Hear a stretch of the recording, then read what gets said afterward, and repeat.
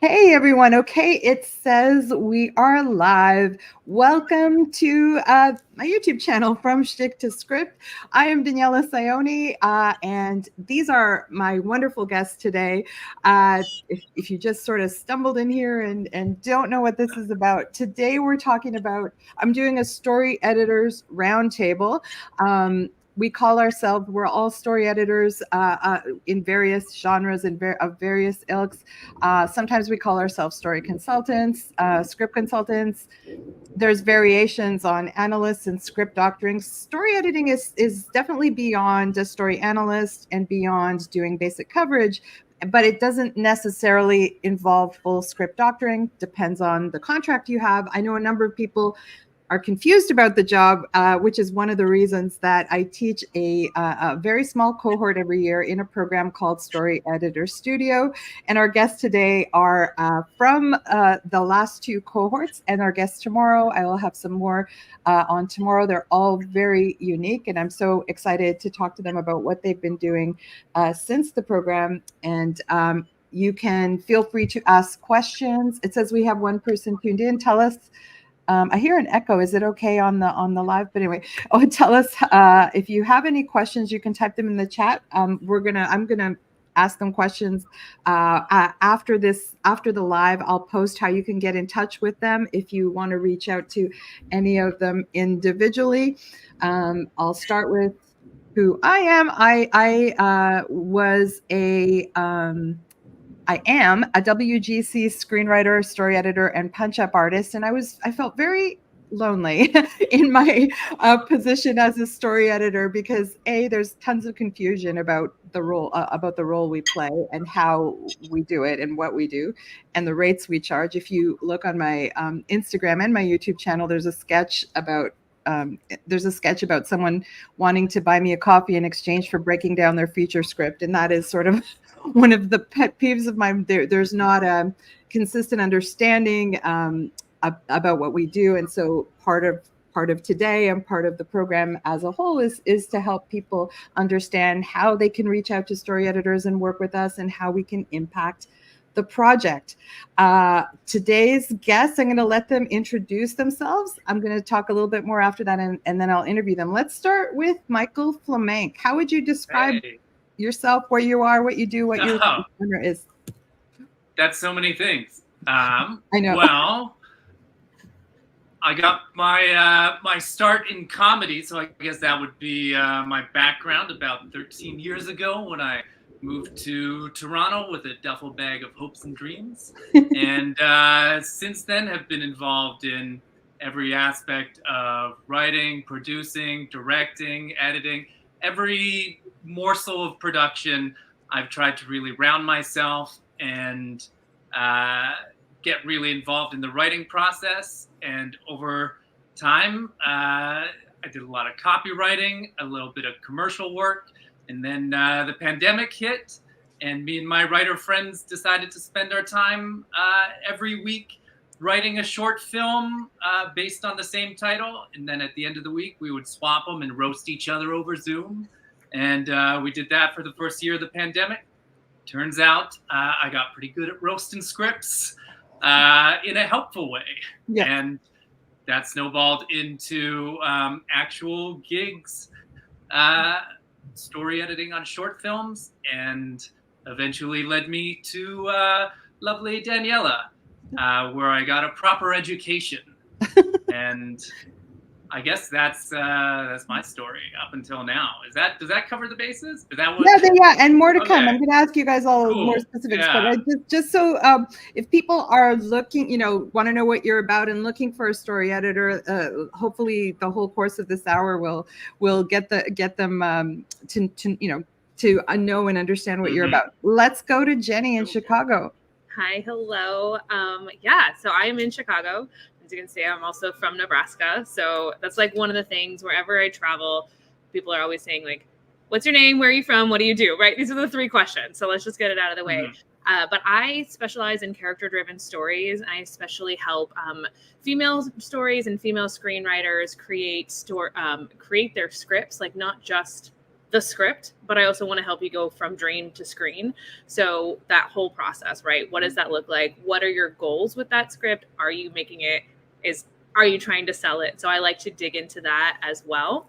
And much like Michael, I also come from a comedy background. I studied at Second City, IO, and a bunch of improv theaters out in Austin, Texas. However, I would say most of my scripts are pretty serious. So I do like a dramatic script. And when I think about what I want to write, it's often dramatic with a hint of humor, because I think humor is great. Like The Bear. Like The Bear. The Bear's a comedy, right? But it definitely has drama. And I would say I specialize in half-hour television pilots and also short films and features. Great. So Michael and Jenny, you both write and story edit, and Alison's doing something really unique and special. And yeah, go ahead. Yeah. So hi, everyone. Alison. I have known Daniela for more decades than I care to admit. We reconnected when I was executive director of a program called the Pacific Screenwriting Program. And Daniela actually delivered a very early version of the Story Editor's Studio. The first version of it. The first version to the students that were in the program that I was leading. And I didn't have time to take it at the time, but as soon as I was able to, I think the spring after you offered it to the PSP folks, I took the course for the first time, took it for the second time last year or earlier this year. In between there, I came up with this really great idea to start a brand new production and development company called Rephrase Filmworks. And part of what we do is we work with non-binary and racialized women to help them with their careers, to help them get their films made. And more specifically, we have a story consultants studio, or story consultants collective, rather, where it's a group of about 8 to 10 racialized women, and we all have either really deep roots in producing or in writing or in directing, and we can work with non-racialized producers to make sure that their stories are authentic in terms of the representation of women, and specifically racialized women. On top of all of that, in a few weeks, we're going to be launching the Gems and Rephrase Filmworks Table Read series, which is a table read series that we're doing with formerly the WIFT Women in Film and Television Vancouver, is now called GEMS. And the program that we're doing is going to be a quarterly table read, but really grounded in the methodology of story editing and story consulting. So we'll have screenwriters come in. We're going to cast for a half-hour read and start off the table read with the screenwriter saying, here's the kind of feedback that I'm looking for. Here's why now, why I'm doing this project. We'll do the table read, and then they'll get really constructive feedback, not criticism, constructive feedback, grounded in the fundamentals of story editing. So that's what I'm up to right now, and all inspired by the lovely Daniela. Oh my God, I'm so honored that you asked me to be part of that. I will be giving feedback at the initial read on, we can talk about the date at the end and how we can link people. October 10th. Yeah. And it's in Vancouver, but also online. It's 100% remote Zoom. Oh, so I'm in Vancouver, and I didn't introduce myself properly, but I'm in Vancouver. I've been doing story editing, story consulting for a couple of years now, but I come from several decades of doing all kinds of different things in film. So I'm fundamentally a producer and have brought these women together for this incredible story consultants collective, and then the table reads. And the table reads specifically is more broadly for non-binary and racialized, non-binary people and racialized women. So really opening that up a little bit more for folks who don't normally have the opportunity to have their work read in a table read kind of scenario. Oh, I'm so excited. I'm so excited for that. That's wonderful. We have North Americans and Europeans in the program, but Canada really has like a ways to go in terms of, well, in my opinion, none of you are union yet, right? You're all non. So as a union story editor, I can tell you we're really disconnected. At least it feels that way to me. We're really disconnected in terms, like we're not unified. So I love, incentives. That's the wrong word. Things like this, like events like this that bring writers and story editors together.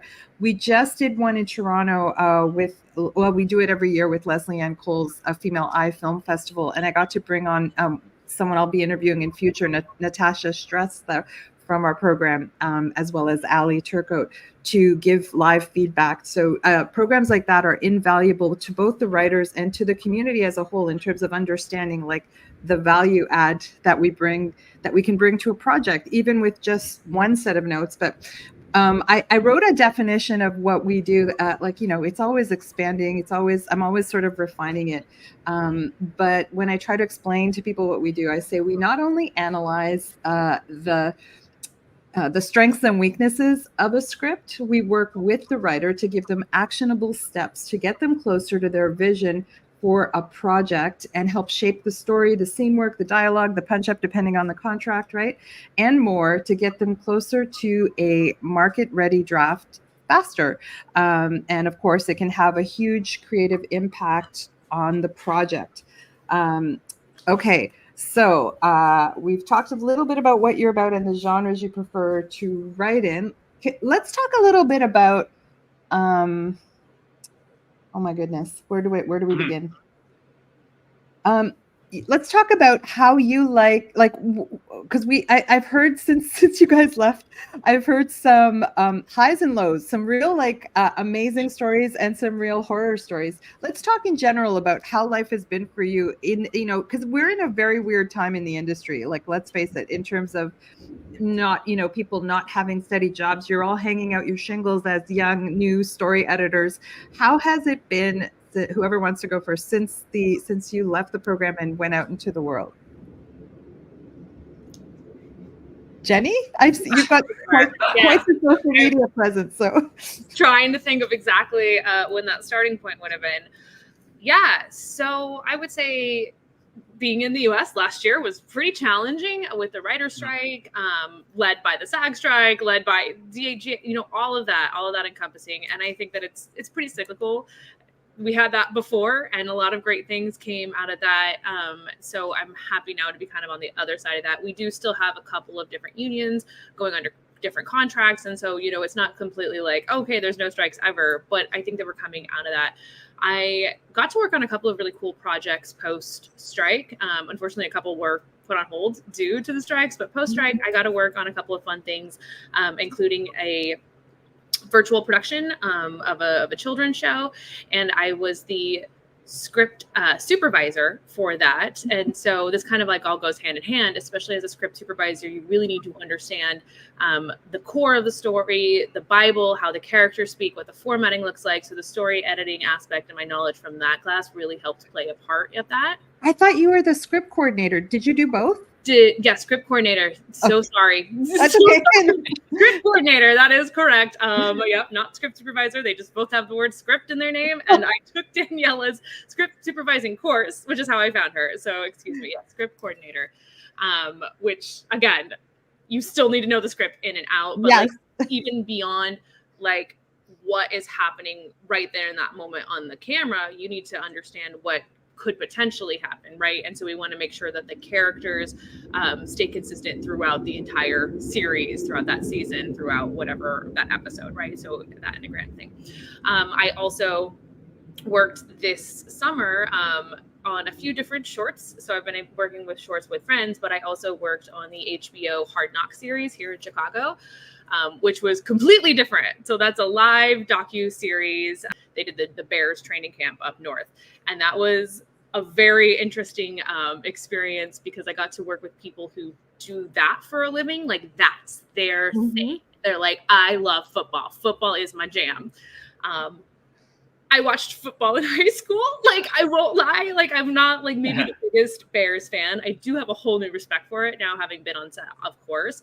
But I think one of the cool things was we were on a plane going to a game and I saw somebody streaming our show, right? And just That happens to me with Suits. I'll be like anywhere and someone will be watching Suits on an iPad and I'll be like, yeah. And that person had no idea that a good chunk of the crew was surrounding him on that plane, right? Like, but I was like, dude, if he only knew. But I think what was cool is like making television for people who really appreciate that thing, and that made them very happy. And that's also something I try to do as a story editor, right? Is like, what about this script and this idea is uniquely you?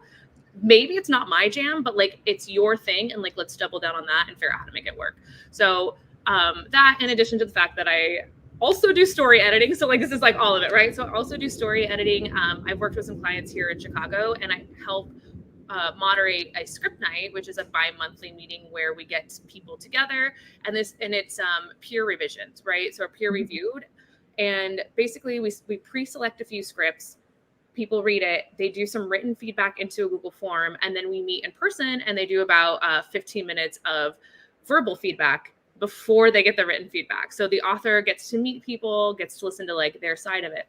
And I love it so much because I think that it's not just great for the person who's getting feedback, but for everybody in the room, right? It's something it's that live, like, right? It's a live event. yes, it's live, it's in person, great. it's in Chicagoland. If you are interested, let me know. Like you have to be, you have to be here.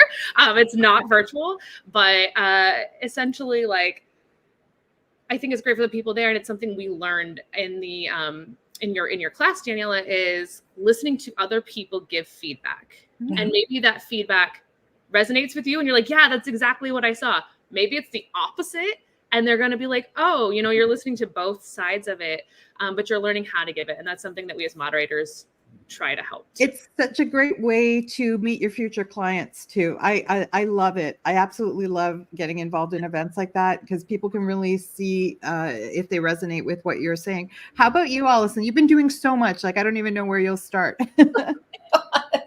As you're talking, I was like, where was I when I actually took the course for the first time? And I think that at the time that I took the course for the first time in 2022, I had a place in Vancouver and a place in Toronto, and I was going back and forth. That I remember. I remember sitting in my place in Toronto and like being on the course and then like being on a plane, like in between and trying to keep up.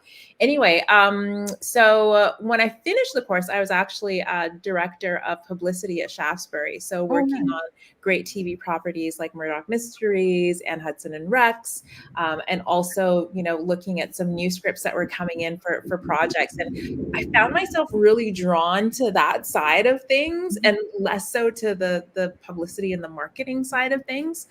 So that was one of the first things that I did. And then after that, I finished my executive MBA and decided to launch this production and development company.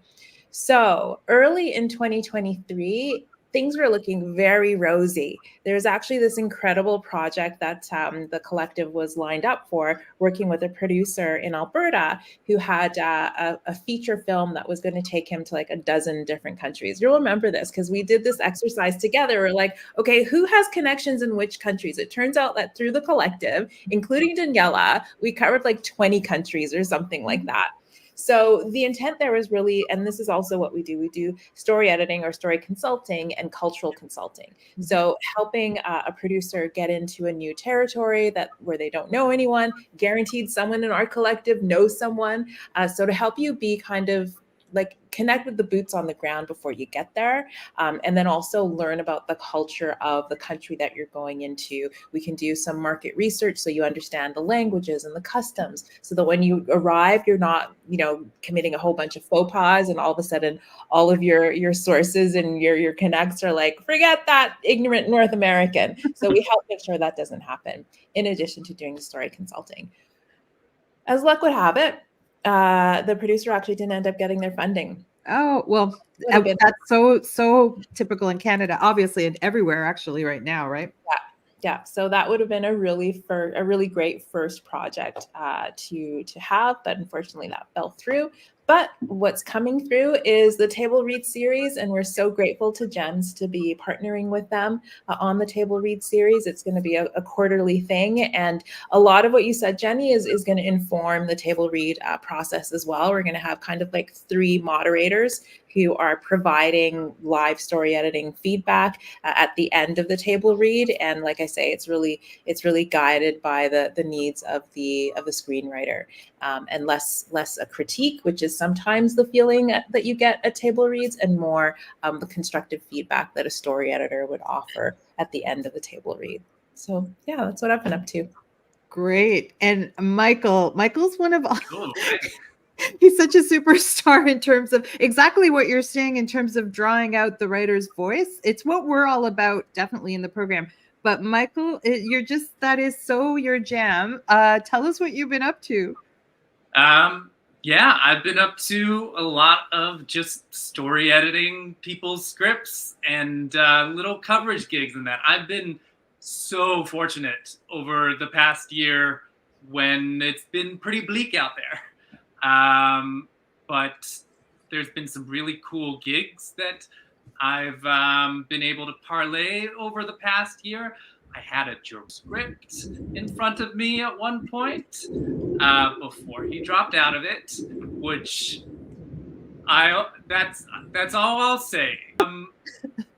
And then I got a really cool gig this year too, actually off of Daniela, someone she recommended to me for a story edit. This guy, Mako Yilla, who's originally from Sierra Leone, and him and I got talking, and originally he wanted me to story edit one of his scripts, and we started talking about some of his other ideas out there, and landed on this story that he was told as a child growing up in Sierra Leone, that I thought was just fantastic. Hadn't heard anything like it before, and was able to spin it into. He hired me to write the treatment with him, so I had him over here at the whiteboard wall. You can't see it, but it's on the other side of my laptop for like 8 weeks straight, 2 hours, just breaking story. And at the end, we had a treatment for him that he was going to use to get funding and financing somewhere down the line, but then was so excited about it. He was like, I just want you to work on it and write this thing, and let's get this thing on the road. So for the past couple months, I was doing that on the side, and it's Jenny's actually read it. I think so. Have you read it? Yeah, you have, right? Yeah, I have read it, and I have half of your notes done. Cool. Okay. I love how you guys like help each other. I love that. One of my favorite moments, I think it was it this season? It was like the last class where you were giving notes on a script, and you were like, this is a weird flex, but I speak fluent Swahili, and the Swahili in this is not authentic because you've lived in East Africa, right? I remember that. It was supposed to be Proto-Bantu because it was like way back in the day. Swahili is like a recent language, so which I didn't know. Very impressive. Oh my god! And I would never have thought that by looking at you. I know. I contain multitudes, I guess. Yeah, I'm well-rounded, I guess. And if he's not well-rounded, he will research the crap out of. Oh my god! Oh yeah, you're coming so that I probably should have mentioned that in my pitch. Your guys' pitches were amazing, by the way. But yeah, I'm a research hound, so like. Oh my god, I would come to class. I mean, I had to come to class. I was the teacher, but I would be with bated breath. What's Michael going to do today? Because you'd come in with always a different angle, and it was always deeply researched. I'm like, how do you have the time? It's awesome though. But that was one of my favorite moments when you were like, actually I speak Swahili, and I used to. I could probably understand it now, but that was like 13 years ago. Yeah. I don't know. Incredible. Like, Jambo. I love that. That's hello, right? Yeah. Habariako. Habariani. Yeah. That's it. That's amazing. Oh my God. This is actually one of the things I want to talk about, because I had the pleasure this year of, because I'm a union screenwriter and story editor, it's more expensive to hire me. So sometimes I will often have to pass off gigs to the non-union people, which is great. But then I have to find ways to make money. So I've been doing dramaturgy because it doesn't interfere with my union contract. And this is the second time it's happened to me in my career where someone comes to me with a very culturally specific story. And in both cases, they were war refugees. So the first was the script that I've won the most awards for was writing for Mazdak Tayebi. It was about a Syrian Kurdish refugee who was a comic. And I was like resisting that gig so much, going, Maz, don't you want to hire like a writer from the culture? And he's like, no, I very specifically want to hire you because of that. And he had to push me into doing it. And it ended up being the script that won so many awards for both of us, because he's got story by, I've got screenplay by. This year, someone came to me with her personal story of surviving genocide in Sri Lanka. And it's a very intense and personal play. And she's acting the whole play.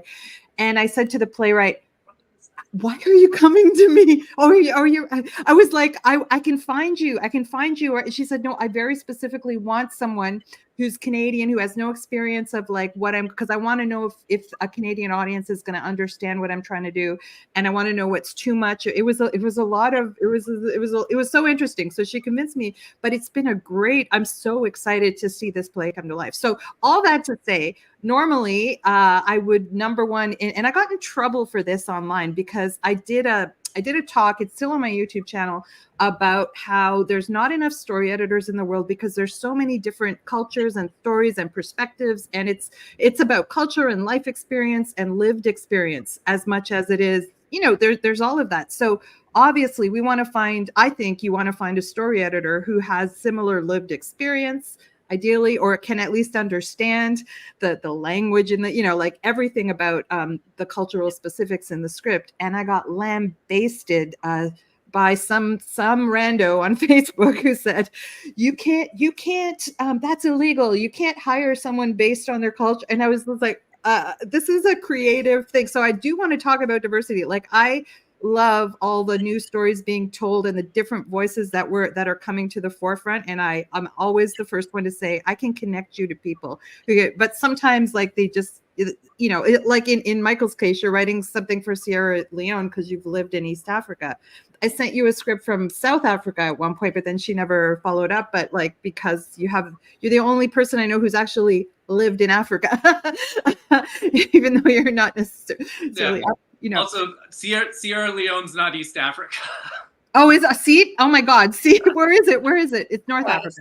West. Oh, it's West. West. Yeah, I've been to Morocco. That's my African experience. I've shot 2 movies in Morocco, so I'm so sorry. See exactly. Like I could. It's never okay. It's a super small place. They're all like. I definitely want Alison to speak on. Do you want to speak on it first, or would you rather? Yeah. Yeah, I don't mind at all. I mean, of course, a year ago, 2 years ago, time has, since the pandemic, just kind of morphs in a weird way. But there was a huge thing about a non-racialized cisgender man accepting a big award. And in that award acceptance speech, in his acceptance speech, he said something like, it doesn't matter who the writers are of these stories. What really matters is that the stories get out. And as you can well imagine, there was an uproar.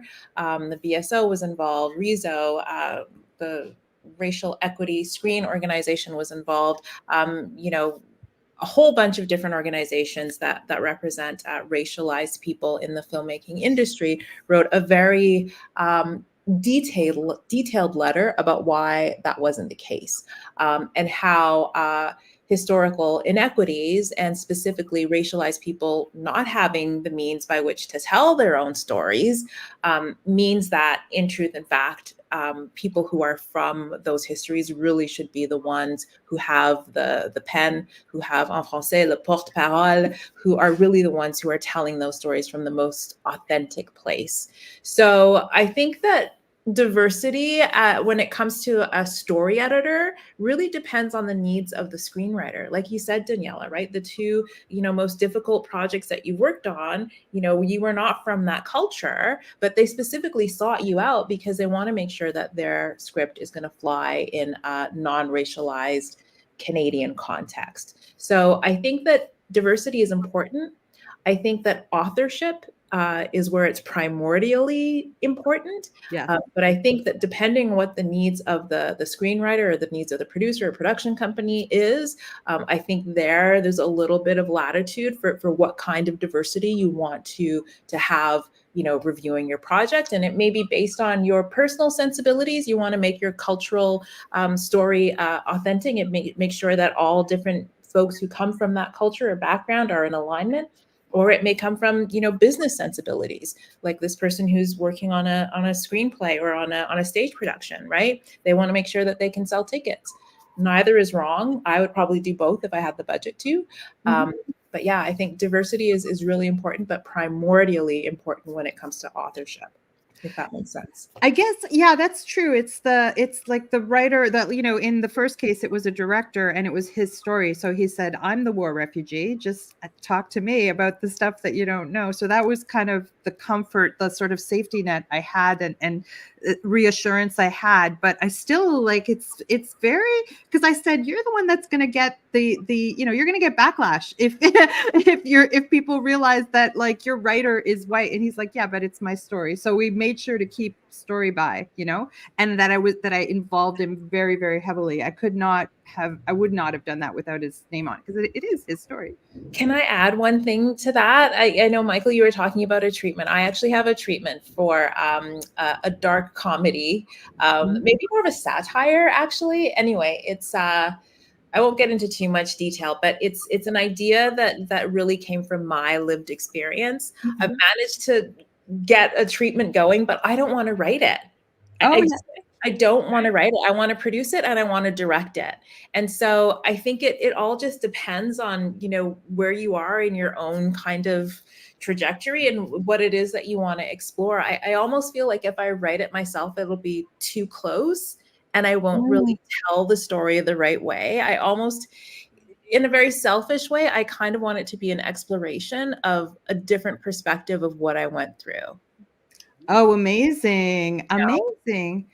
Yeah. Oh my God. And it's so great because as a story editor and a story consultant and a producer, you get to meet so many writers. So you're going to know who you click with when you're at that. Yeah. I love that. Yeah. Anyway, sorry, a bit of a tangent, but also everyone's a multi-hyphenate, right? So, if you want to make it in this industry, you kind of have to do more than one thing. Does anyone else want to speak on the diversity question as well? And because I also want to talk about lifelines and survival when we do this job, but I'd love I still bet that you guys have more to say on that.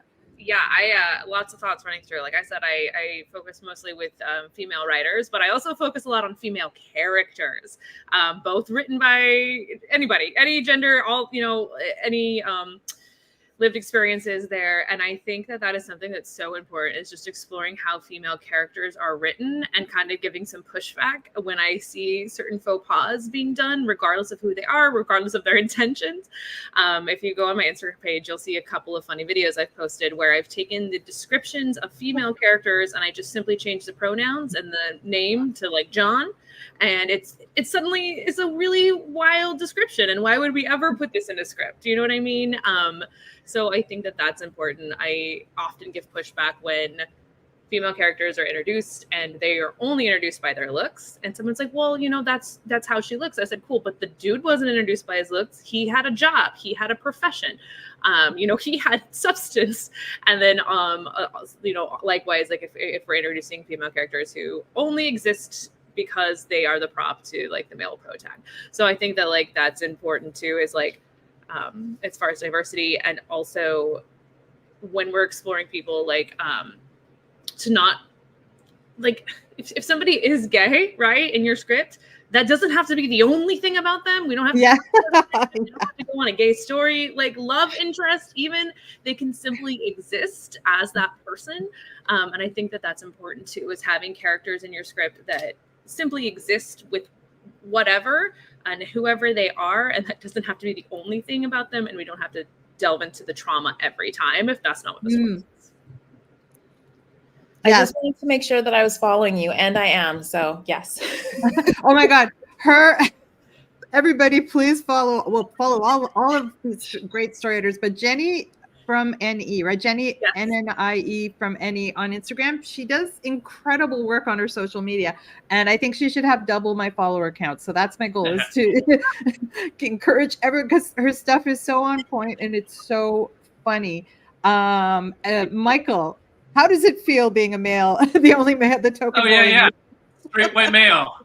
I mean, there's a lot of content out there for straight white males. So the work that I'm most proud of is whenever I get to work with like a marginalized person on a marginalized story. And one of the things that comes up a lot is this pressure to, when working with a marginalized person, that they have to have a positive representation of their group in a show. So I like to encourage, just like, write whatever characters, like your characters, if they're from a marginalized group, they don't have to represent that entire group. It's like, and that's the thing that comes up a lot these days. It's like, you know, a straight white male can write a show like Barry, and where he's a serial killer, and it doesn't represent all straight white males. But then as soon as like a show like Swarm comes out, where it's a Black female serial killer, suddenly there's think pieces in that, which is a very weird set of politics that you have to play with. And so a lot of what I do is just like helping writers and artists navigate those politics, and you know, encouraging them to make the art that they want to make and express the ideas that they want to express. Yeah. What's amazing is that that's what your pilot was about, that you co-wrote about a canceled comedian, right? Oh yeah. That's there it is. Yeah. With my friend who's a trans woman and a Black comic. You wrote it. Yeah, it was a 3-person script. Oh yeah. And so we wrote about an up-and-coming trans comedian accidentally getting her idol, old guard Black comedian, canceled, and then dealing with the fallout as both the person who was canceled and the person who just canceled their idol, and navigating the tricky nuances of that. So sounds hilarious. Oh my God. I have to see that. And I also have to see Swarm. I can't believe I've never heard of that. What is that? I've never heard of it either. Yeah. It's like, so it's a show about basically this in-universe, whatever their Beyonce is. It's a huge Beyonce fan who basically goes and murders whoever talks shit about her on Twitter. Oh, I heard about this. Yeah, I heard about this. Amazing. Yes. It's so good and so disturbing, and it's wonderful.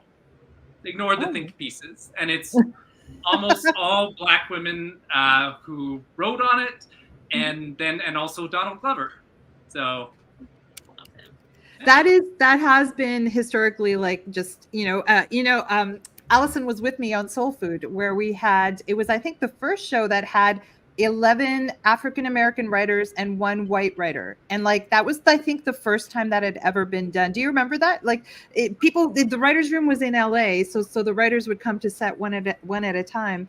But they were sort of representing the audience in the writer's room. And that was one of the first shows, if not the first show that I worked on that I knew of that did that. One of the highlights of my life, honestly, Daniela, was shadowing you on Soul Food. Oh, one of the highlights of my life was working on Soul Food. What an incredible, it was an incredible time. Like, so yeah, it was 2002 to 2000. It was a long time ago. I love it.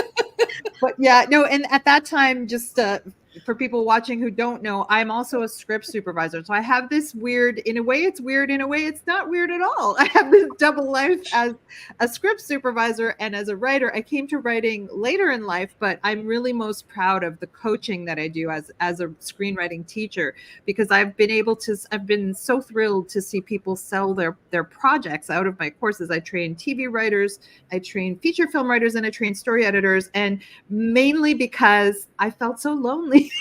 Also because the industry needs new voices, and I'm so happy that finally like it's catching up to, like, I prefer working with marginalized groups in terms of, I mean, that's kind of what Soul Food was too. We had a lot of first-time directors that I got to really, really stand alone. Remember, Salim was such a new director back then. Now he's like Hollywood royalty in a way, you know. And Mara has done so much, and that entire cast. Like every time I see them, I'm like, yeah, I remember when. It's for those who don't. It's Boris Kojo was like, you know, he was before he was a big star, and we worked with Jaimin Hansu. That was the first time I met Jaimin Hansu. And Nicole Ari Parker. Every time I see their posts, like, okay, so here's a little dish. Okay. I feel like they like got together on Soul Food, right? They did. Yeah, they did. Yeah. So every time I see their posts, like, and their kids who are like 30 and like they're like celebrating their 30th wedding anniversary, I'm like, oh, I didn't have anything to do with it, but I was, you know, we were there watching it unfold. Watching it unfold. Well, it wouldn't be 30 years. It would be less than 20 years, but anyways. Yeah. We just feel older than. Oh yeah, and just on the diversity point, I used to get the weirdest feedback. I co-created a show with Annie Bradley that we would pitch. I found that, me personally, as a comic and as a writer, I lean towards more R-rated stuff, and we got a lot of weird comments, even from female executives, because we had a really sort of out of control comedian as the main character, female comedian. It was based on Nikki Payne's stage persona, not her real persona. Nikki Payne is a wonderful human being, a very lovely, but on stage she's like a killer. And we were like, well, what if she was like this in real life? And we got some weird, like one of the development executives said, can you class her up a bit? And we were like, no, the whole point is that she's behaving badly, like it's comedy. So we were very frustrated. That was 2013, 2014. I think the world is ready now for people behaving badly, but like Michael said, there'll still be think pieces. You'll still get those comments. Wasn't that when You're the Worst came out? Maybe they stole that from you. That was after You're the Worst. Oh, I love that show, You're the Worst. But You're the Worst was ours was broader. Ours was a broader comedy, broader tone than You're the Worst. I love You're the Worst. And You're the Worst was nice and compact, simple, sort of. That's a video I decided I want to make, because a lot of writers don't write to budget, and they don't realize like what, and that is a show that's beautifully written to budget and is all about the characters and the character dynamics. Speaking of budget, I know that like we're not, you know, rolling in money in this job. It's something that we do for passion for a while. I mean, eventually it is a sustainable living. It's funny, tomorrow we're going to talk to Raymond, who's in Oklahoma City, who goes back and forth between script supervising and story editing, just like I do. I wondered if you feel like it's going to be a sustainable thing for you, or if you've got side hustles that you can lean on. Whoever wants to talk first. I've Jennie, got about 100 hustles. No, you got 100 puzzles. So Jennie, you go, because I'm like film and then way out of film, and then kind of aligned, but yeah, I got too many hustles actually. But Jennie, so funny. I think I have, instead of a resting like face, I have the resting I'll take your photo face. I have a resting like Jennie's thinking of something on Zoom. Some people call me. Yeah, I will say that like I hope that someday that story editing will be like the main source of income in addition to writing. Like anything that I am working with the actual script and the actual words is my passion. And the more I do in film, the more I realize like that's where I want to be. And I think that story editing has such a skill base, like a transferable skill set that you can take into other aspects all through the whole entire production, right? Because you're starting here, but as you're editing, you're thinking of like, well, what will this look like, and what's the distribution going to be, and what's all of this down the line. I do side hustles. I work on set whenever the opportunity is here in Chicago, and that's pretty cool. There's not a ton of them right now, but you know what? Next year that'll change. Yeah, next year we're gonna be bigger. But yeah, and then I also am in Coffee Breakers with Daniela. Daniela's #1 student right now. If she has a course, I want to hear every single word that comes out of your mouth. But I think that like that is also like another way. So I do have some clients that I coach as far as like bringing their story to life.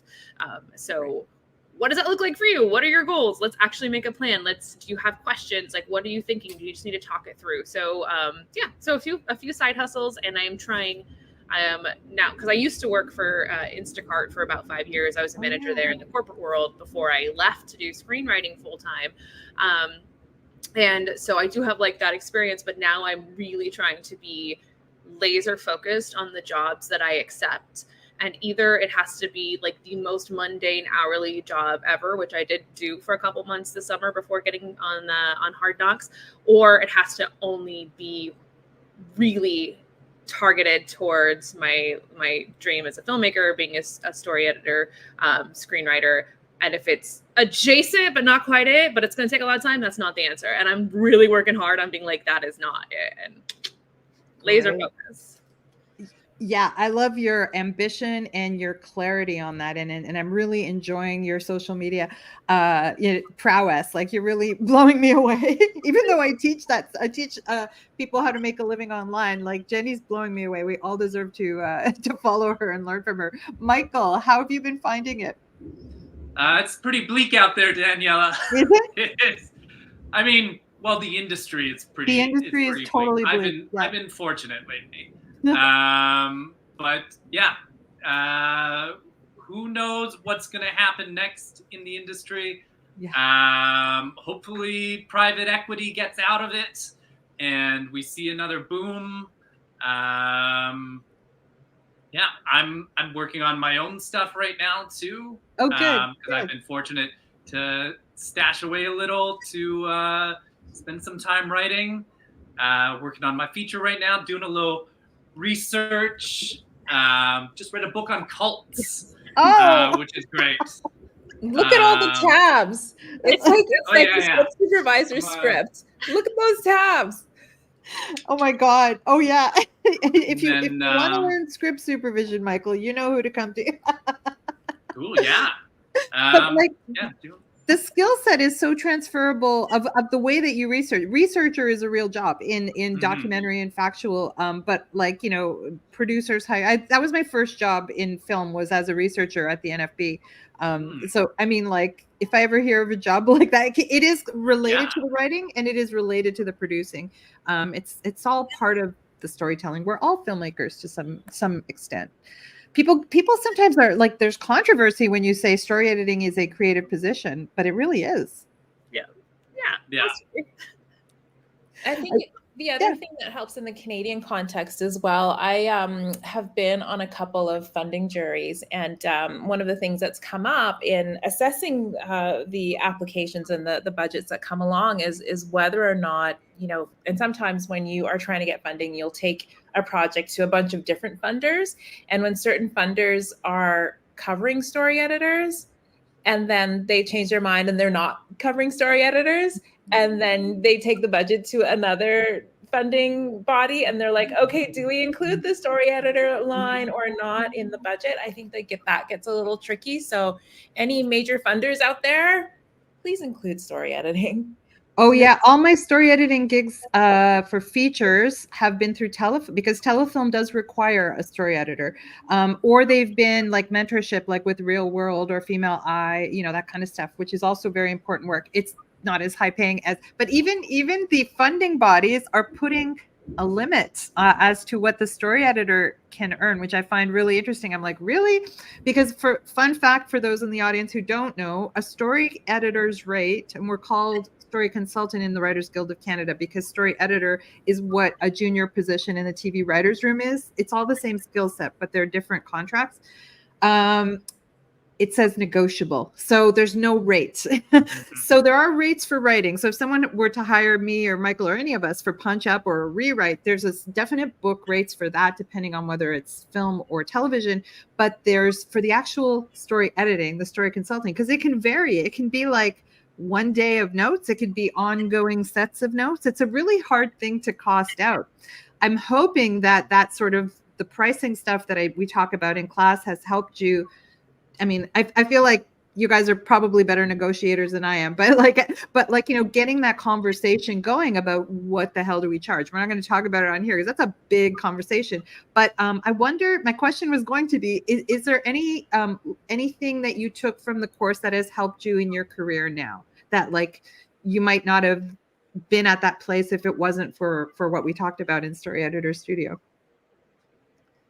And it's okay if there's nothing, like it's okay because there's I think, you know, just having the courage to actually be like, this is a thing that I went through, and it actually is something that has market viability. And every time I tell someone the tagline, they laugh out loud. And so also I'm reminded of one of your other courses. What is it? The 3-day comedy. Oh, the 5-day challenge. The 5-day comedy challenge, where you build on your biggest trauma, right? And so had I not, known you all these years, but had I not in more recent times done the 5-day challenge and the story editing, I wouldn't have had the courage to actually think that what I've been through could be something viable. And now I have a treatment, and someone that you and I both know, 2 people you and I both know, I'm hoping to connect with to work on the treatment and hopefully write it together. But even getting to the point of the treatment. And the other thing too, that I'll say, I've just started doing, so Oya Black Arts, I did their producers scale up program last year and into this year. And then I also was so grateful to be selected to be part of the inaugural Black Futures retreat, which was put on by Black Women Film. And 15 of us went off to Galiano Island and just connected with our creativity. Great. With each other. And a few days after I got back from that, the treatment just like spewed out of me. Like, oh my God. Like an hour and a half. And like, I've got everything. I've got all the main characters. I've got their backstory. I've got the inciting incident. I know where they live. I know how they live amongst each other. I know how they come into the story and how they leave the story. And it all just flowed out completely. So without all of those things, not least of which, starting with, you know, what major life trauma can I turn into comedy gold, or gold as the case would be, had I not gone through that and had I not been able to reframe that experience, I don't think I would have even thought that I could make a treatment. And now it looks like it's going to be something. So yeah. That makes me so happy. By the way, I'm turning that's the first book. I've kept humming and hawing of which is the first book I'm going to write, but it's the Turning Your Pain into Comedy Gold book. Cause I think I'm ready to put that and the challenge into book format. And, we're going to do our punch up class next, which I still owe you guys, but I'm not going to do another story editing cohort till we finish the punch up class, because I keep putting it off. What about you, Michael? From your course, I feel like I absorbed so much through just like osmosis there, that so much of what I do now is just based on what I learned and added to my skill set. But I think like one of the most impactful things of it was just hearing all the different perspectives of feedback from people, and kind of getting that reset of, oh yeah, there's this other angle that I haven't been looking at it in that way, and kind of building a coterie of angles that you can look at a story from, that I've been able to employ in so many other works since then. And that was my joy, because I was like, every story editor has their own voice, has their own perspective. And I was convinced of that even before I started teaching that program. But it was my joy to see that unfold in the practicum, how people would get more and more and more confident and very specific from their own perspective. And it was so exciting to me. How about you, Jenny? Yes. Okay. So twofold, right? So this from the story editing class specifically. I mean, so much, but I will like try to narrow it down to the top 3 things. Like, first of all, I think you teach us how to do client interviews, which is so important. Because like, how do I give feedback if my goals aren't your goals? Like, I want to know what your goals are so we can go there together, right? I have my opinions, but if you're not trying to do that, it doesn't really matter. So like, I love having that foundation. And then the formatting for giving written feedback, I've taken from your class that template, and I use it all the time to try to like get all of those categories, your scene work, the dialogue, the characters, the formatting itself, all of that. And then as I'm filling it out, I would say one of the main things I take away from your class is not apologizing for my feedback and giving it straightforward, because I think previously I would apologize. I'd feel bad if I was giving like criticism or negative feedback, and I'm wondering how are they going to take it, to the extent that it becomes muddled, unclear, and not helpful. So now it's like I try to be more straightforward, and I tell my clients, like, you know, it's still, at the end of the day, it's still my opinion. Like, take what resonates and like leave what doesn't. But like, it's an informed opinion, and it's a skill that I've been working on. So like, try to listen to it before you just shove it out. But if it really doesn't feel good, then that's okay at the end of the day.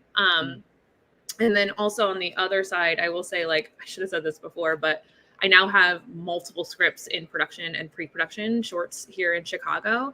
And a lot of that has to do with how deeply we dive into character work, and like how much like I spend just creating the backstory of these characters, and it might not show up. But I've had actors come up to me and tell me, they're like, I want to be in your scripts. I want to act your scripts because I can tell that your characters have depth. And like, that all comes from feedback. My characters don't start deep. They don't start deep. They get it, you know, like. That's so good. I take great pride in the fact that I am one of the people that really dives into character work. I got a recent compliment. I co-wrote a script with one of my students, Paul Hopkins, and it comes from our experience, not our, because we're not a couple, but like we're both polyamorous, and it's a script about that. And we gave it to poly people and non-poly people, but we had multiple remarks of like, these characters are incredible. And like, why don't we get script? Because a lot of them were actors. They're like, why aren't we getting scripts like this? And I was like, yes. But I really do believe that character work is the difference in all my writing programs. But like in Story Editor Studio, I focus a lot on that with you guys, because a lot of story editors don't have that training at all. It's because there's not a standard, not that there has to be a standardized way to, I don't believe there's like rules about anything, like I believe in tools. But I also, as an actor, as a script supervisor, as someone who supports filmmakers, I know about the importance of character work. So I will preach it to the heavens, and I'm glad that's working out for you so much as a writer, Jenny. That's because Jenny's also taken my TV and feature class, and she's taken every single class I've ever written. Pretty much. Thank you. Oh, I forgot what I wanted to say next. It wasn't relating to the, because I've told you guys horror in the class. I tell horror stories about like dream clients and horrible clients in terms of like people who really devalue us and devalue our work, and not mostly, I think it's just people not understanding what we do. But do you have any things you want to, if there's writers in the audience or producers in the audience who are thinking about hiring a story editor for the first time, do you have any advice, either in the positive or the like, please don't do this kind of advice for them? I know Allie's going to tell us about some experiences she's had tomorrow, because people tell me about their experiences, but like it could be positive or negative, but it'll all help. It'll all help whoever's trying to seek you out as a story editor. I think it's important to know what kind of feedback you're looking for, right? Because the story has come from you. You know what the impetus is. You know how you want it to feel. You know how you want it to come across. But you probably also have a sense that, my character work isn't really there, or the scene or the structure isn't really, or the arc isn't really arcing. So it's good to have at least a general idea of what kind of feedback you're looking for. I think that's really important. And then understanding that, this is a billable skill. Yeah. We're coming with qualifications, what we've done before your course and your course as well, because your course is one of the only courses out there on story editing or story consulting. So appreciate that you're working with professionals, and there will be a cost associated, and just having a general idea as to the kind of feedback you're looking for. Great. I would say, to just kind of like dovetail into that, as far as it being a skill, we also don't just read the script one time. We read it multiple times, and then even as I'm giving the notes, like I'm going through scene by scene, like breaking it down. So you probably are going to get more notes than you were expecting. Like ideally you are, right? It's beyond coverage. So you might be getting a little bit more. And then just like Alison was saying, like know what kind of feedback you want, but like know what you want to do with the script, because that's going to kind of influence it. Like if I know that you're going to produce this with your friends on a course of a couple weekends, all right, we need to figure out how to minimize the cast size, locations, and those types of things. But if you're like, dude, I'm going to, my goal is to sell this to Hulu. Okay, cool, great. We can think differently. Yeah. So I think those two are important. Yeah. And Michael? So, okay. I do things a little irresponsibly, where I will not take on a project until I've read the script through at least once, to just like determine whether it's something that I want to work on and how much work is going to need to go into it. That's not irresponsible. It is a choice. It's a choice. Yeah. But it's also free, paid or unpaid labor that you're saving yourself hours of what you don't want to do later. Believe me. Yeah. Exactly. Yeah. That's how I look at it. Is I like to read a script at least once before I even have an interview with the client, especially also because I like to experience a script cold. Because so much of what we do is like when you're writing a story, you're coming up with background for the characters and the world, and moments are hitting you in that story. They're impacting you in a different way because you're working with a much broader context than what's on the page. So I like to go into a script completely blind without even having it pitched to me, so that I can experience it without anything being colored, pre-colored for me. So yeah, on that also, I read a script 3 times before I give feedback, is kind of my ethos. Once cold, the second time within the full context of the piece, I can experience it that way. And then the third time with like a critical eye. And then, so. The macro and the micro. Yeah, I like to read big picture and then do a pass of the micro. I don't know what Tyrus means by NNJM, but hi, Tyrus, and hi, Rob. Feel free to post questions in the chat. And for me, I think my worst experiences have come when people come to me like with unrealistic expectations. I had someone recently who said, I would like to hire you as my story editor on the condition that you take my script to an agent. And I was like, well, first of all, I haven't even accepted the job yet. I haven't had a conversation with you. I don't know, they gave me a general log line, and B, like, that's not part of our function. And his argument was, well, you guys know agents and producers. We may or may not. I mean, we do. We have certain connections, but why would we promise you that? I was explaining to this person that there's finder's fees in LA, and there's producers credits given for people who introduce people to, it's a whole big industry that is separate from story editing.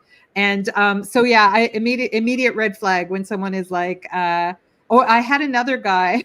I told you guys this in class. I made a grown man cry because he came to me with a 1-hour pilot and said, as soon as you finish story editing it and punching it up, it just needs a little bit of punch. And this is before we had a meeting. He said, it just needs a little bit of punch up. And then I want you to take it to your contacts in LA, because I know you work with some pretty big producers as a script supervisor. And I was like, so I managed his expectations, saying, look, I will take this on, but and I hadn't read it. Those were the days when I wouldn't read things before. Like I would get paid it, but now I do more what you do, Michael. I know I told you guys I don't, but now I do that more to save myself that kind of pain. Especially now, since I have a whole army, not an army, it's a little army, because they're always small classes with you guys, but I'll know, like, okay, Michael can take on that personality, or Ali or Jenny or Alison can take on that, then give that writer what they need. Whereas I'm just going to get grumpy with them, and I'll be more expensive than they think, probably too. So, yeah, and I had to, it's really hard to, and listen, I always say it is my opinion. It's just my opinion. I have seen and helped people take their script to a sale, to market readiness. Just had it with someone who's not even one of my students. I had a client who we just shaped a mini series, like a doc, basically it was like a biopic of a famous Canadian figure, and he sold it based on the pitch deck. So I was so happy. Like, I can do that because of the the experience we have in our life. We can see things sometimes, and that's why people do come to us. But if you're not, as a client, willing to take the feedback and say, listen, I do believe that you actually have 2 or 3 more rewrites to go, and this is really far from being market ready. And then before you start coming to a story editor and making crazy, I think those are crazy demands. Okay, now take this, do this and take it to Hollywood. I don't know why people do that. I think that's so funny. But they really thought they found a back door. They were like, oh, yeah. Wait, this is how we do this. And it's like, wouldn't I do that for my projects? If I mean, I don't even do, that's the standards I have. I have like 12 awards for, and I don't do that with my projects. I don't take them to my highest contacts in LA yet. Not yet. I have very, very, very, so if I'm not doing that for myself and my friends, I will occasionally do it for my students. If I really believe they have something that will sell, of course, I'm going to say, I know the perfect producer for you, but that's really rare. It's not something to walk into a relationship, it is a creative relationship. You still have to be willing to take feedback, especially if you're entrusting us. So that's why this client interview process that I teach you guys, it was hard won. It was hard won knowledge for me. If I at the beginning, I would just take work for the experience, and I was like, oh yeah, how bad can it be? It can be intense. It can be a lot.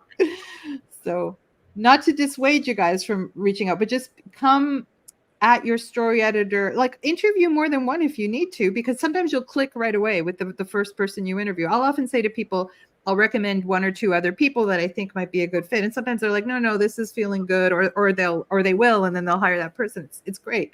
I believe in that. I believe there's no right and wrong. There's no absolutes. There's just a good fit. It's a creative relationship. So does anyone in the audience, it says we've got 6 people watching. Do you have any questions about story editing? Do Michael or Jenny or Alison want to say anything else that we haven't talked about yet?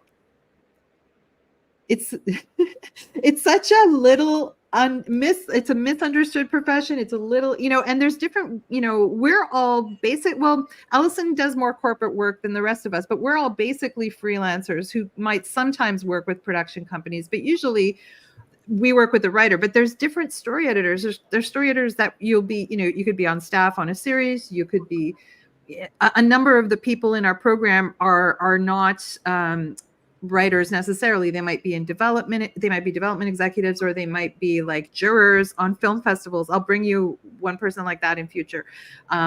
So there's different reasons people come to the program, but yeah, today we've got, we're all freelance story editors that work mostly directly with the writers. No questions. Well, thank you guys so much. As you can see, there's a whole range, and you'll meet Leandro tomorrow, and Ali, and Raymond. I saw Leandro at TIFF the other day. It was so good to see him. He's working for, I thought he was in LA. He's in LA, right? I thought he was working at Content Canada last week, but that guy gets around. He does. No, he wasn't. Yeah, but now he's in LA. I think tomorrow he's calling in from LA. So.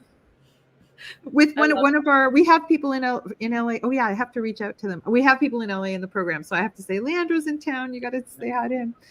Do you guys? What's next for you guys? Do you want to plug anything? Alison, give us the. You can send me the link for people to. Can people tune in? Can the public tune into the script readings? Yeah, absolutely. You have to sign up. But yeah, it's a Zoom. We'll send you the link. It's on the 10th at 5 PST, 8 EST. And we're also looking for actors. So if there are any union or non-union actors, we checked it out with ACTRA. As long as it's voluntary and it's about half an hour, which is exactly how long the read is, we're okay with ACTRA. So yeah, come and join us from coast to coast. We are here physically in Vancouver, but a bunch of folks who are going to be participating are all over the country. So it's a national Zoom table read, gems and rephrase table read series. Great. And Rob, I'll answer your question after the plugs. Michael, do you have anything to plug? No, I guess just if you have a script and a lot of money, send it to me to check it. If you have a script and not a lot of money, but it's an interesting script, send me your shit. Alison Fraser, send me your treatment. I'd love to read it. I will. I will, because it's about non-racialized cisgender men. Oh my God! Hey, yes. I have experience in that. I can tell. Yes. Yeah, I've dabbled. So. And I see the questions pouring in. This is great. But Jenny, I know you've got something to plug, right? Oh my gosh, yeah. I wish I could keep it as simple as Michael did. That was good too. Yeah, follow me on Instagram, guys. Like for sure. That's where I post everything. If you're in the Chicago area, definitely hit me up about the script nights. I also have like a broadcast channel where we talk about different networking events going on in Chicago. So there's that. And then I have, like I said, a few scripts. So one of the most exciting scripts that I'm really ready for is it's Abby Needs a Friend. It's a short that I wrote about a woman who is looking for friendship and she accidentally finds herself in a deadly cult. So a little bit of my own personal experience in that as well. We always write from trauma. So definitely, if you want to know more about that and every other thing I'm working on, Instagram is the way. Awesome. Okay, I love that all the questions popped up. Rob Trick, how fast did you get work doing your expertise?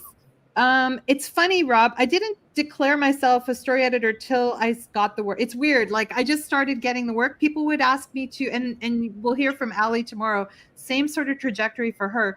People would ask for our feedback, and then I realized, oh, and people would tell me like, this is like exceptional. Like your notes are exceptional. And then I started to realize, oh, this is something for me, it was osmosis through script supervision and I have a very specific theory of screenwriting. And also for me, because I teach, anyone who teaches writers and has, you sort of they develop a trust in you. So once they get successful, they leave your classes and become successful, then they hire you. Like that's the way it's been for me. And I got in the union sort of that way, like through doing more and more work with my students that led to more paying work. And then finally I had 2 TV series and a feature optioned. They never got made, but they were optioned. And that was the requirement to join the Writers Guild. Sherry says, y'all are looking good. Yes, we are. You have to be really, really good looking to be one of my students. I've come to realize that. All you have to do is look at my student meetups and you'll know it's true. And if you want to be one of our students, you're already good looking. I promise. Maybe she's only accepting good looking people. Filtering, Daniela? Don't tell them about the pre-screening process. Let's see. So Rob, yeah, I came to answer your question. That's how it was for me. How about you guys? How fast did you get work? I mean, you guys also were giving notes before I think. Yeah.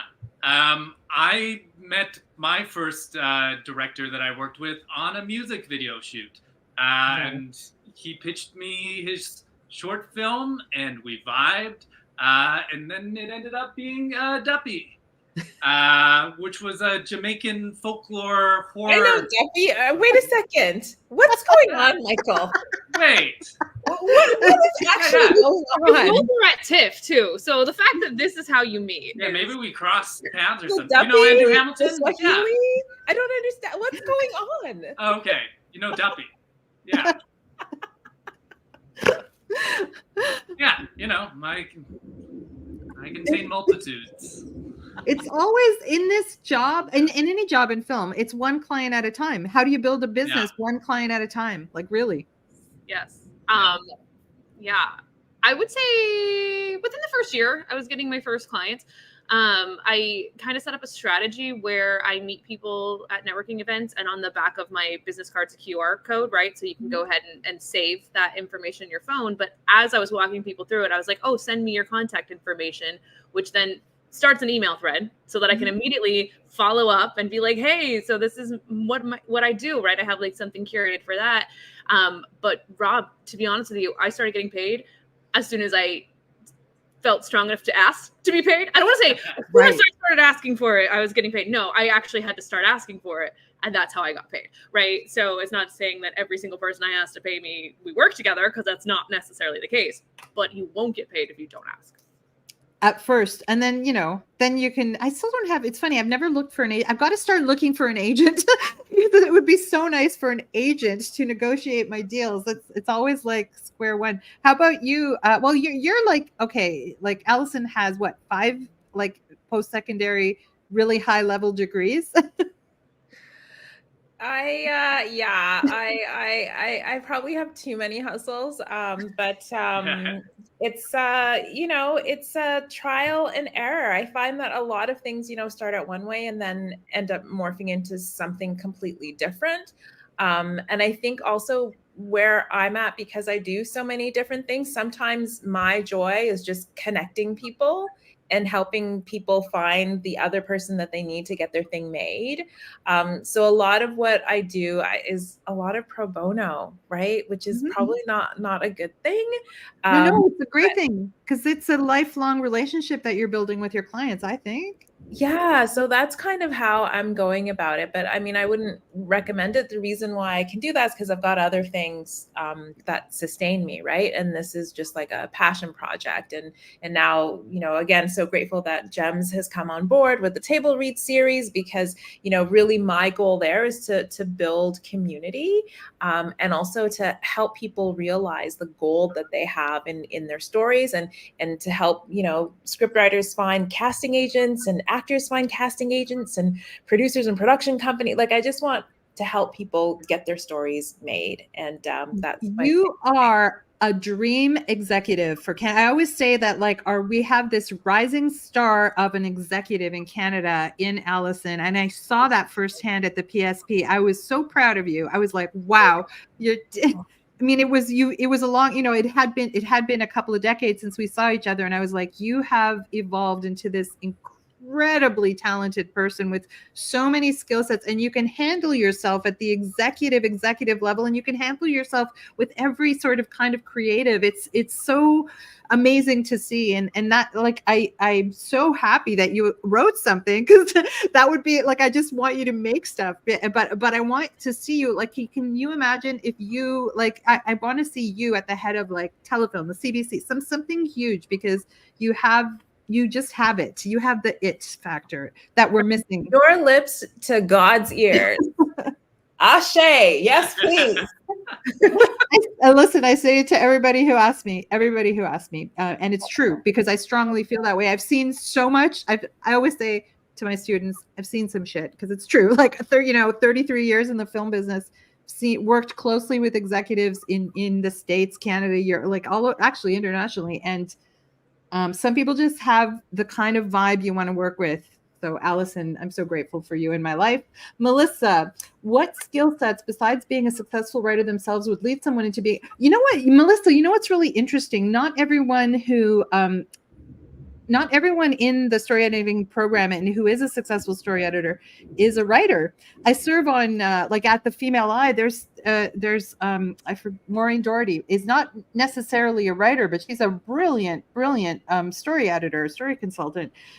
It's so I'll tell you about the qualities. Yes. When people come to me and say, hey, I'm interested in your program, do I have the skill sets? I want to know that they've done a certain amount of writing and that they understand the language of the writers that they're going to work with. But I've had people come at it because they were producers or jurors or executives that have to deal with writers all day long in a different way, not necessarily in a boots on the ground, like getting the writing done with them or for them if they rewrite scripts, but because so a couple of the people have been picture edited. Do you remember the 2 picture editors we've had in the program, how phenomenal their notes were? And we just heard from one of them. Nova Scotia, wasn't there a woman from Halifax? Kimberly.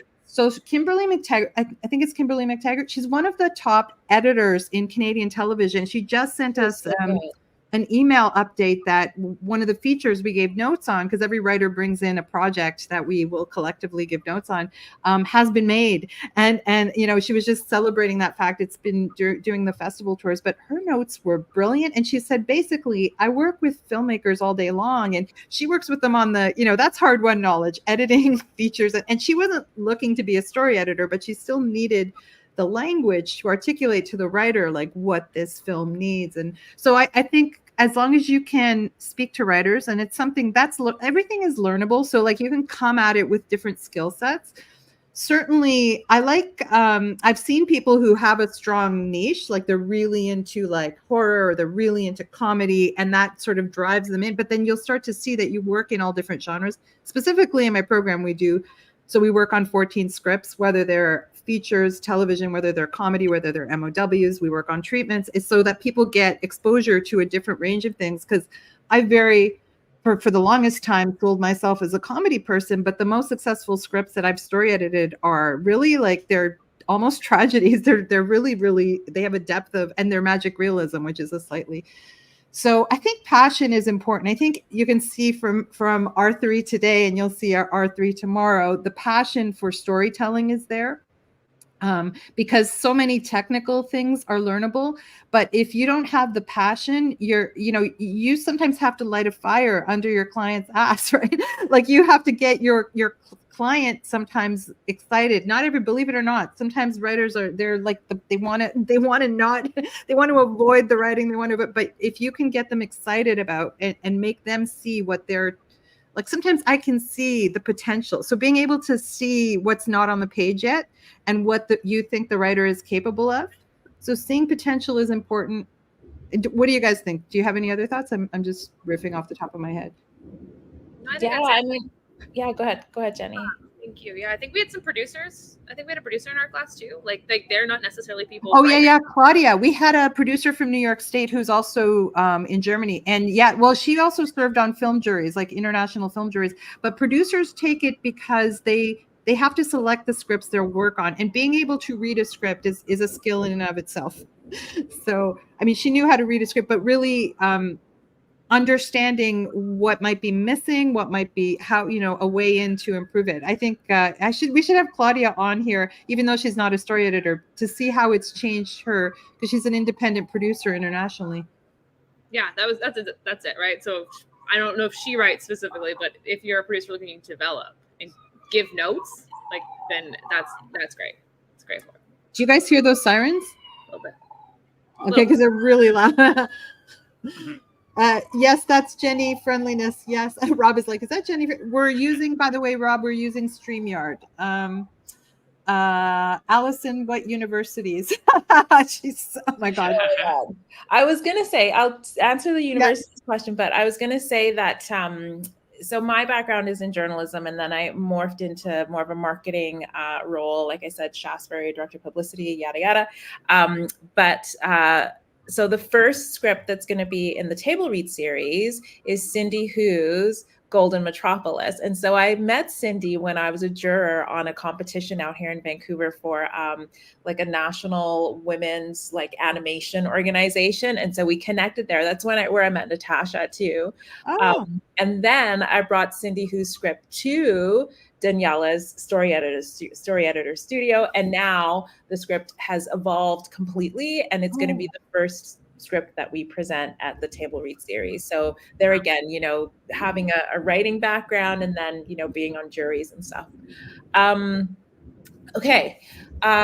Undergrad at York University, and I did a joint program at Seneca College at the same time. First master's degree at Columbia University in New York City. just a little. Then I did Women in Film and Television Toronto Media Leadership Program at Schulich. I'm probably forgetting. So I did a Business of Film course at formerly Ryerson, now TMU.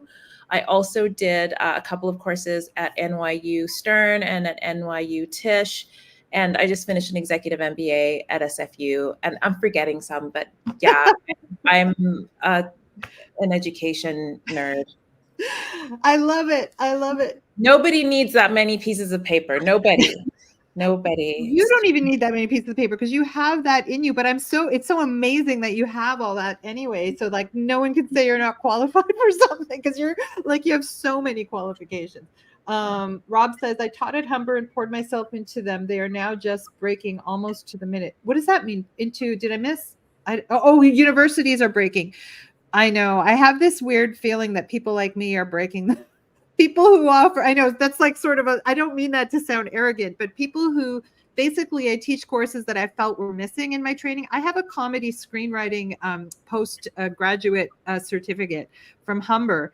Not to slag Humber or anything, but I felt like a lot was missing when I studied there. And then it might have changed, but when I studied there, I was like, I need to create the pieces that people are not getting through that program. And it is the top program. It's one of the only places you can specifically train in comedy. So yeah, that was 2004. So this is 20 years later, but I found that this kind of specific vocational training, I've been able to help a lot of people. And it's outside of the university model. I would love to teach at NYU Tisch or anything like that, but they want, I don't have the letters beside my name. I have a bachelor, a BFA, and a post grad. I'm saying that students are just breaking out. I see. So Rob taught 20 years ago and his comedy students are just breaking out into the industry. So with story edit, so this is, but just side note, when I started teaching screenwriting, well, A, because I'm a screenwriting nerd, but B, I was still doing stand-up and I was realizing the glass ceiling. It does take 20 years to really have a career in stand-up in Canada, but also in the States. It's a very, as Michael knows, as Jenny knows in Chicago, it takes a long time to make a sustainable living. You have to go to UK, and even UK, the rates are going down. They used to be sustainable rates for stand-ups. So I wanted to give stand-ups a lifeline. So I started nerding out because I knew from working on set as a script supervisor, the level of money that we make, the level of money that TV writers make, especially, and how much they were looking for comedy voices. So that was my whole why of why I started teaching all this. Honorary degree for Daniela, says Rob. 100% honorary doctorate. Daniela needs it. I don't need. I mean, I guess That's true, you don't actually. No. You know what? I think I need more. Like ideally, like I would love. So my dream, like if I were to teach in a university, my dream would be to teach in New York City, either at Pratt or at NYU Tisch. That's my dream. They all required produced credits. So as many things as I've had optioned, I need to have something produced. That's my next mission. So it's so funny because I've had students produce things and have big careers, but not me. And I think that's okay. I think if you have a skill to teach, and I do obviously have writing skills because of winning awards and obviously, but until you're produced, you're not going to get taken seriously by very, very big film schools. Jenny, I saw your hand go up. Oh, it didn't. But I would say, how big does the production company have to be? Because we get something produced. Yeah, that's exactly what I'm thinking. I'm like, what Daniela produced? What's going on? Does it have to be a streaming service or what are we I got to write something that's lower budget. Okay, let's work on it. Sherry says you're too busy helping everyone else. Oh my God. Well, as long as like some of us make it, I think most of my students, I think when you put yourself out there, like Jenny's putting herself out there in social media, like Alison's putting herself out there in the corporate world, like Michael is like working with people that you wouldn't expect him to work with and really like rocking it, right? When you put yourself out there, your people find you, and your people could be and usually they're a reflection of who you are. And I know that I am like I can't stick to one thing, and not that I can't stick to them, but I just do many things at the same time, like Alison, like Jenny, like Michael, and that's who my students are. So you'll get to meet more of them. Jenny, I used to say about that I was the president of Rob Johnston's School of Friendliness. Aw, Johnston. Yes, Rob Trick's real name is Rob Johnston. All right, so we've been at it for 90 minutes. Is there any last words from anybody? Thank you guys for being here. Sherry wanted you to post the link of the the script read, Allison. But and you know what? You guys can send me links. I'll post it under the recording, so it'll be in the description under the video. Okay, and all their social media links too. Amazing! Yay! Thank you guys. You're my first panel of story editors. It's been really fun, and I look forward to tomorrow hearing from Leandro, Ali, and Raymond, who's actually been making a living in Oklahoma City. It's amazing. See you guys soon. I'll see you on the 10th because I think I will be. I was telling Allison I didn't know if I'd be working in Atlanta. I don't think I will be. I think I'll be back here, and I'll see you on the 10th. And yeah, and everybody, see you soon. Keep in touch, everybody. Thank you. Bye. Bye. Thank you.